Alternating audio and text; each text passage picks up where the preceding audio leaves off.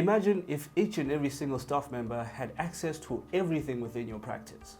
Receptionists could make financial changes, or even practitioners could edit custom system configurations.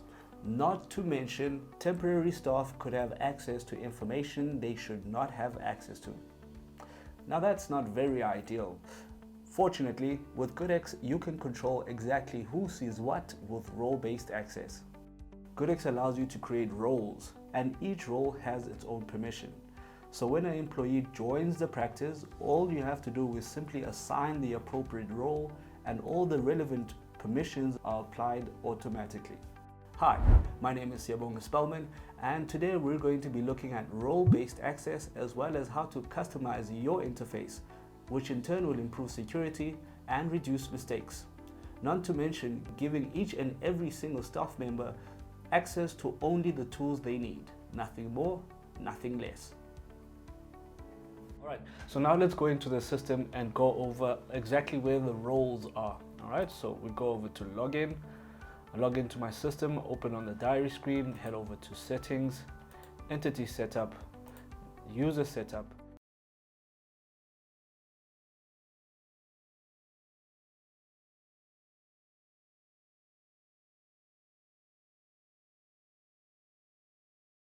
And there I have all the users or roles that are on the system. Alright, so first and foremost, you can always edit a different user here. So you can edit the privileges or permissions over here. Click on this button and this screen will open. Okay, so this is where all the permission and privileges are. Okay, so I'm just going to go over this entire screen over here. As you can see, this is an already created user that we have here. Name Amy, receptionist, cell phone number. Those are just some of the details that you have to put in. And then over here you'll see that we've got built-in privilege groups. Okay, so these privilege group, for example, receptionist, as we have here, you can look in this line over here and you'll see that all these permissions have already been set, granted, because they are part of this group. Okay, and then over here, granted as ad hoc or group, which is a combination of the two. Okay, so here we've got an ad hoc line. You see here that this is not part of the group, and I've added this myself. So you could always add extra permissions that you want to add for a specific role over here in this ad hoc column, and then you can see the totality of both the grouped and ad hoc permissions or privileges over in this line over here. And you can have a mixture of two different roles.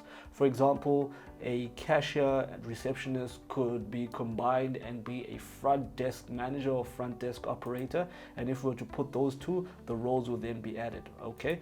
Alternatively, you can go over to custom privilege groups and create your own group over here. So just to show you where that would be, I'd go over to privilege groups. And if I wanted to create a new privilege group, I would add, just going to make an example here, billing, okay, some of the booking. Of course, there's a whole lot more here, so definitely you can contact your FCL to assist you with this specific thing. All right, so I can say front desk. Okay, say that's the front desk manager. If I go over to close, and now when I come over to my user entity group, okay, I'll have to reset a bit. Go to save. Okay, then when I come back to entity settings, entity setup, you can see here that we've got now a front desk. Okay, and front desk will have those permissions that we just created, all right, for that specific group.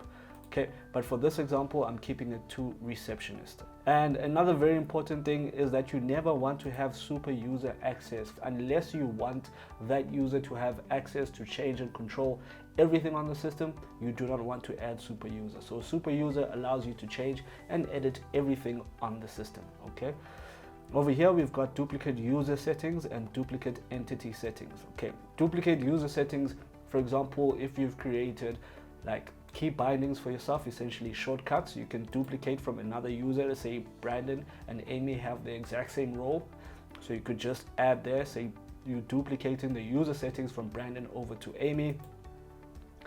User entity settings, those are what we'll get to when we discuss like the customization of the entire interface. Okay, also booking types and stuff like that.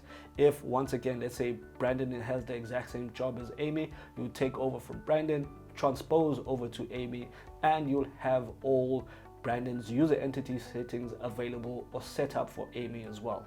Okay, so that's just that over there. So you can see here that each and every single one of these privilege groups is dedicated to a specific job description. Okay, so that's how I want you to think of it. Think of roles as job descriptions and not essentially as a person. Because once you set the privilege groups for a receptionist and gave the privileges or permissions for that specific role, you can use it across multiple different employees. Okay, if they have the same job description, if Amy quits and we get another person that replaces her, you can have the exact same privileges. You can restrict access to clinical data, you can restrict access to changing any financial settings, and the receptionist can focus solely on the role provided for her.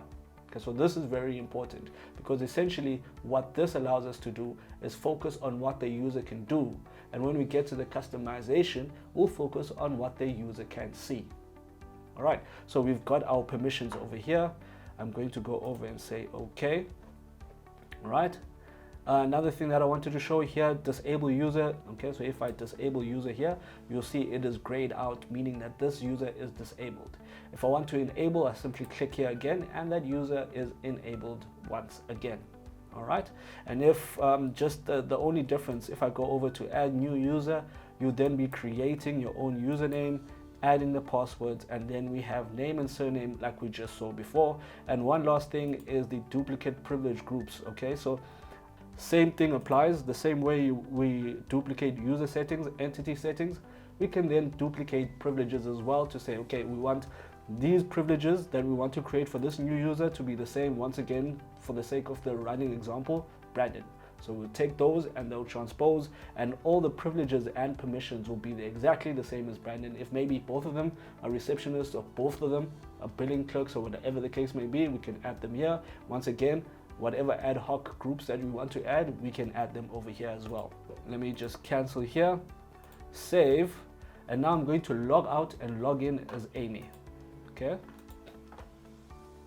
log out, log in as Amy, which is our receptionist. I'll click on the booking and the sidebar will open. Now let's have a look over here. As you can see, we've got restrictions now because of the permissions or privileges that we've set for Amy as the receptionist. She can't see the patient file, she can't go over to receipts, she can't even go over to clinical.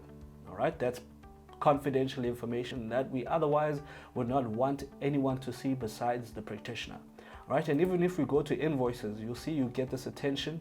Right, you get this attention pop up here and it tells you that this permission is denied. Let's go over and try to bill something. Right, consultation, try to bill a consultation, and it will tell you that you do not have permission for this function. All right, because we've disabled the permission for Amy. All right, now let's go over here and have a look at this as well. All right, when I hover over these icons, it will tell me the status of this entire account. As you can see there with the Q and the C, it tells you no permission to view clinical data, because those two things are related to clinical data. Another thing that we probably don't need, switch activity, and we might not need, for instance, the invoicing as well. All right, or you could keep this as well if the receptionist can just check to make sure that each and every single stage has been cleared. All right, and then we have some other widgets over here as well. Right, we can disable some of this as well.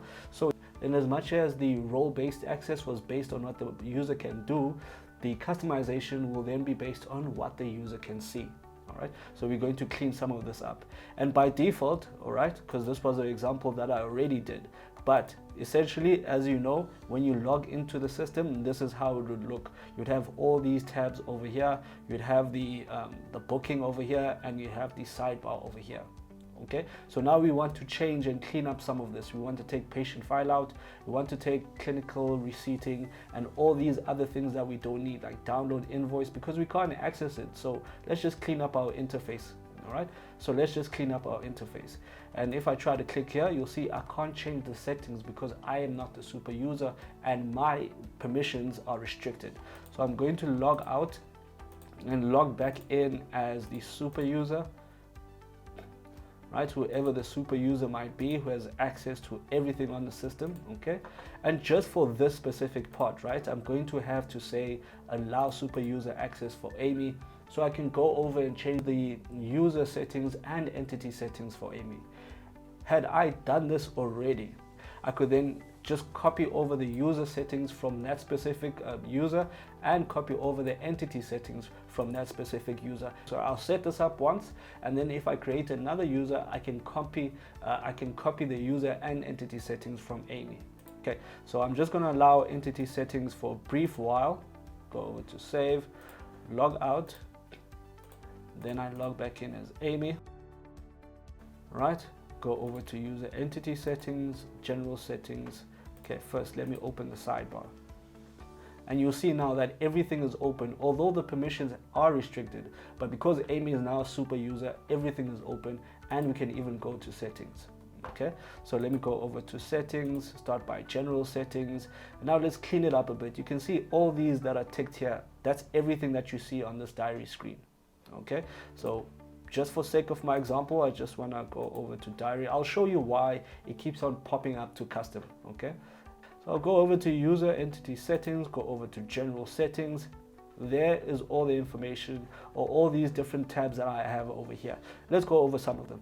So the diary widgets, that's everything here on this top bar. Okay, so just for example, to show you how clean the widget can be, I'm going to disable a few features over here. Right, you will then look at the features that you want to keep and the features that you want to then take out. Okay, so maybe if I just want the date widget and the available time slots, I'll keep those two open over there. All right, next is the diary buttons, which is essentially the sidebar. So let's go over some of this. We don't want clinical, maybe you don't want diary advice, data info, download statements, we don't want. Okay, we'll keep download statements. Remove invoice, remove receipting, keep upload, add appointments, clinical history is out, that's out.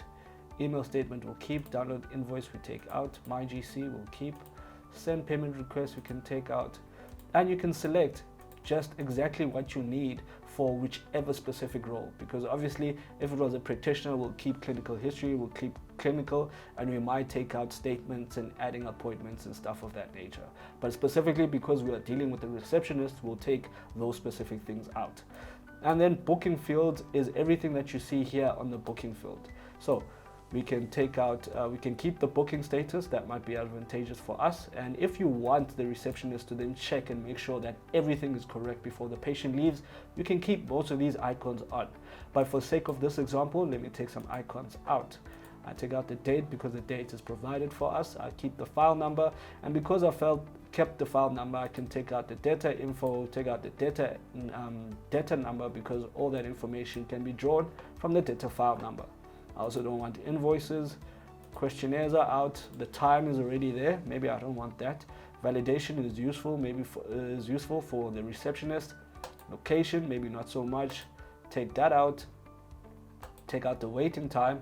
Can keep the booking reason. Take out clinical, invoice, patient info. We get everything from the file number.